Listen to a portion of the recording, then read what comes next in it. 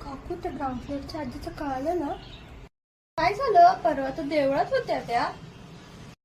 अहो घरी कोणी नसताना परफ्यूमची अख्खी बाटली प्यायल्यात.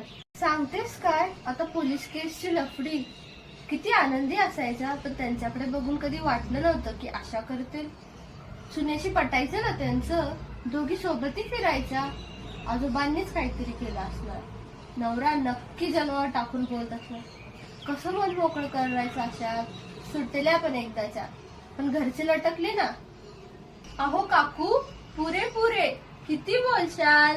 आजी बऱ्या आहेत. आज स्टमक वॉश करून स्टेबल केलंय त्यांना. पण प्रकरण काय भलतंच निघालं. ही कसली भानगडी आवयात. अहो काकू ऐका तर, आजीचा प्रॉब्लेम मोकळा न होता येण्याचाच होता. पोटाचा. कायम चुरण एरंडेल काढे सगळ्या भानगडी झाल्या, पण अजिबात गुण नाही. परवा घरच्या ऑफिसातून आणि आजोबा वॉकवरनं येण्यापूर्वी त्यांनी औषधाचं कपाट तपासलं. नातीच्या खणात त्यांना ऑल द टॉयलेट लिहिलेली बाटली वाचली. मग काय, येऊ दे टॉयलेट समजून प्यायल्यात की. अरे देवा, आता काय म्हणावं या काकूला.